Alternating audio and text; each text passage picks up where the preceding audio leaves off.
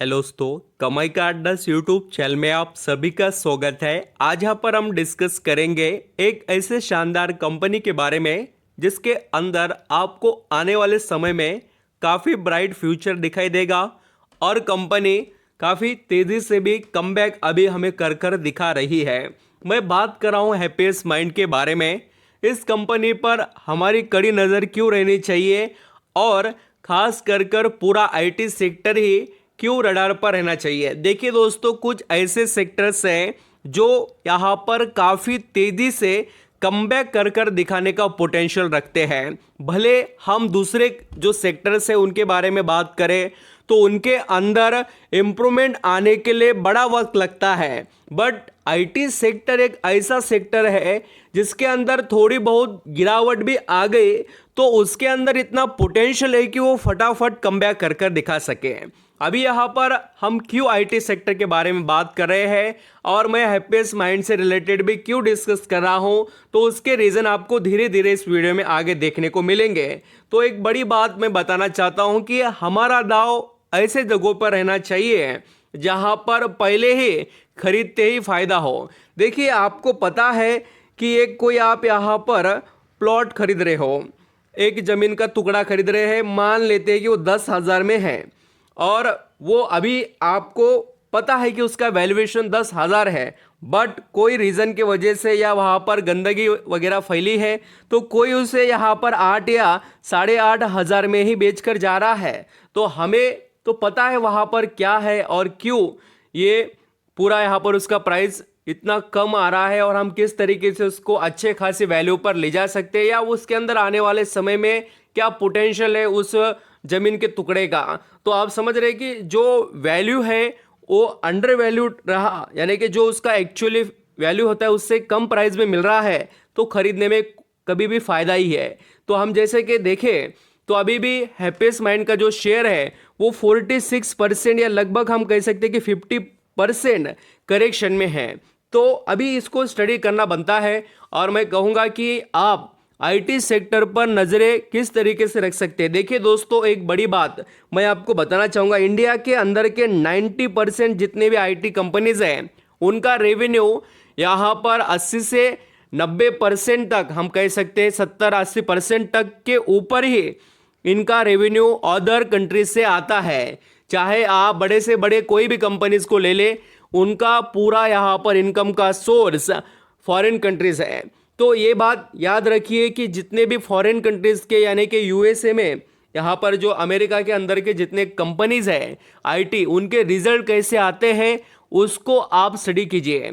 जैसे उनके रिजल्ट पे से आपको अंदाज़ा आएगा कि वो यहाँ पर इंडियन जो आईटी कंपनीज के ऊपर कितना इम्पैक्ट कर सकते हैं और ज़रूर आप स्टडी कर सकते हैं।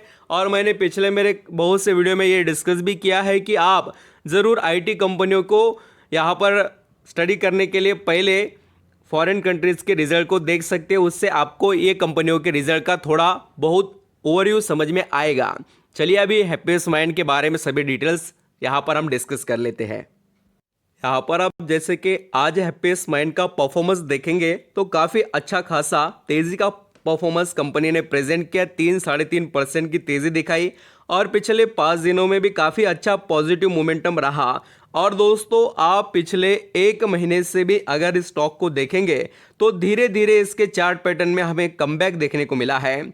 अगर आप यहाँ पर 6 महीने के चार्ट पैटर्न को ऑब्जर्व करेंगे तो इसने एक अच्छा खासा करेक्शन हमें दिखाया। 830 या लगभग यहाँ पर हम कह सकते हैं कि 800 के करीब ये स्टॉक जाकर फिर से इसने धीरे धीरे हमें कमबैक दिखाया है। तो इसका मतलब ये है कि दोस्तों इसके अंदर है पोटेंशियल। और एक बड़ी बात, आप पिछले 1 साल के चार्ट पैटर्न को देखेंगे तो इसने जो यहाँ पर लो बनाया था 767 रुपये का, यानी लगभग हम कह सकते हैं कि 760 या 70 रुपये का, तो वहाँ से फिर कमबैक कर ये स्टॉक 1000 को टच किया और बिल्कुल अभी भी उसी लेवल के नज़दीक थोड़ा आकर इसने फिर से कमबैक किया है। 800 को टच कर इसने अभी कमबैक दिखाया। तो इसका मतलब है कि और अच्छा पोटेंशियल हम एक्सपेक्ट कर सकते हैं। और देखिए दोस्तों, ये जो चीज़ें हैं वो कोई 1-2 दिन की बात नहीं है, ये धीरे धीरे चलने वाली चीज़ें हैं और आपको पता है कि जितना तेज़ी से मार्केट के अंदर करेक्शन आता है उतना ही तेज़ी से इम्प्रूवमेंट नहीं आता है। थोड़ा समय तो लगेगा और मार्केट वक्त लेगा, बट ये तो बात अच्छी है और हमें यहाँ पर समझ में भी आनी चाहिए कि कंपनियों में दम है और कंपनीज अपने ऊपर काम कर रहे हैं। मैं आपको कुछ चीज़ें बताने वाला हूँ, जैसे कि यहाँ पर आप पढ़ सकते हैं हैप्पीएस्ट माइंड का जो ये मल्टीबैगर स्टॉक है यानी कि आईटी सेक्टर में का, यह अभी 46% अपने जो 50 हाई से लेकर जो अभी का लो है उस लेवल तक करेक्शन में है। तो अभी आप बोलेंगे सर कि इसके अंदर ऐसी क्या चीज़ें हैं जो हमें ये बता सके कि कंपनी में पोटेंशियल है। देखिए, मैं आपको ऐसा नहीं कह रहा हूँ कि ये चीज़ें मैं बता रहा हूँ उसको देखकर ही निवेश करना है, बिल्कुल नहीं। आप फर्दर स्टडी कीजिए, अपना जो भी यहाँ पर एडवाइज़र वगैरह है उनसे पूछिए और उसके बाद आप यहाँ पर डिसीजन लेना। बट एक मेरा यहाँ पर पॉइंट ऑफ व्यू है कि इसके अंदर जो इन्फ्लेशन का या यहाँ पर हम कह सकते हैं कि अदर जो बहुत से अलग अलग चीज़ें थी उनका इम्पैक्ट रहा। बट अभी भी देखिए यहाँ पर ब्रोकरेज फर्म ने टारगेट भी दिए हैं 935 के करीब, और जैसे मैंने अभी चार्ट पैटर्न में भी आपको बताया कि क्या चीज़ें यहाँ पर देखने को मिलती है। और एक बड़ी बात मैं यहाँ पर आपको बताना चाहता हूँ जिसके बारे में आपको यहाँ पर ज़रूर स्टडी कर लेना चाहिए। वो जो यहाँ पर बात है देखिए वो है कंपनी के शेयर होल्डिंग के।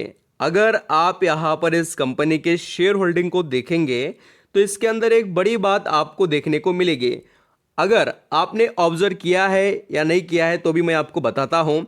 आप सितंबर 2000 ये देखिए 23 का और ये जून 2023 का, यहाँ पर कितना स्टेक था प्रमोटर का 53 था, वो कम होकर कितना हो गया है 51 हो गया है। बट अभी वो स्टेक बेचा तो इसका मतलब नहीं दोस्तों कि ये पूरा उन्होंने बेचा और पब्लिक के गले उतर गया, ऐसा नहीं है। पब्लिक के पास काफ़ी समय से 38% स्टेक है, बट यहाँ पर बढ़ाया किसने, तो ये देखिए एफआईएस ने। एफआईएस के पास सिर्फ 4.52 था, उन्होंने 5.11 कर दिया। और उसके बाद में देखिए ये डीआईएस को तो थोड़ा देखिए, डीआईएस ने काफ़ी समय से जैसे इस कंपनी के अंदर देखिए उन्होंने यहाँ पर हम कह सकते हैं कि दिसंबर 2021 से जो स्टेक कांस्टेंट यहाँ पर रखा 1 पॉइंट के करीब का, वो स्टेक जाकर बढ़ा कब, तो सितंबर में आप देख सकते हैं 1.26 से बढ़कर उन्होंने 2.43 किया। तो एक काफ़ी बड़ा बदलाव यहाँ पर देखने को मिला है। तो बड़े निवेशक के तौर पर काफ़ी बड़ा दाव यहाँ पर इस कंपनी में लगा रहे हैं। और ऐसी बात नहीं दोस्तों कि इसके अंदर पोटेंशियल नहीं है या मैनेजमेंट काम नहीं कर रहा, काम बिल्कुल हो रहा है। और एक मैनेजमेंट के अंदर जो हमें एक बात देखने को मिलेगी, उन्होंने कहा कि हम स्टेक कम करेंगे। देखिए अब उनकी मर्जी, उनको यहाँ पर कैपिटल की ज़रूरत होगी या उनके पर्सनल वर्क या जो भी हो रहेंगे। बट एक बात है कि कंपनी में अच्छी बात है कि इसका बिजनेस बढ़िया है और बिजनेस पर ही हमारा दाव रहना चाहिए। हमें यहाँ पर बाकी की चीज़ों से ज़्यादा बिजनेस पर ही ज़्यादा फोकस करना चाहिए। ऐसे भी कोई सेल्स के नंबर ज़्यादा यहाँ पर करेक्शन में नहीं है, बट थोड़ा बहुत यहाँ पर हमें करेक्शन देखने को मिला है, बहुत ज़्यादा करेक्शन नहीं है। आप ये प्रॉफिट को भी देख सकते हैं, ये 50 करोड़ के बीच में ही यहाँ पर आपको देखने को मिलेगा। 57, 51, 57, 55 ऐसा आप यहाँ पर कह सकते हैं। तो इस तरीके से कंपनी के अंदर हमें जो प्रॉफिट के क्वार्टरली नंबर देखने को मिल रहे हैं। और कंपनी मिड कैप की है, ज़रूर अपने रडार पर रखिए, स्टडी कीजिए और हो सके उतना आप यहाँ पर इसको स्टडी करने के बाद ही निवेश कीजिए। और देखिए दोस्तों, करेक्शन आते जाते रहते हैं। आपका पॉइंट ऑफ व्यू कैसा है, आप कितने वक्त के लिए इस कंपनी में निवेश करने के लिए इंटरेस्टेड हो, उसको देखकर ही आगे बढ़ना। Thank you so much.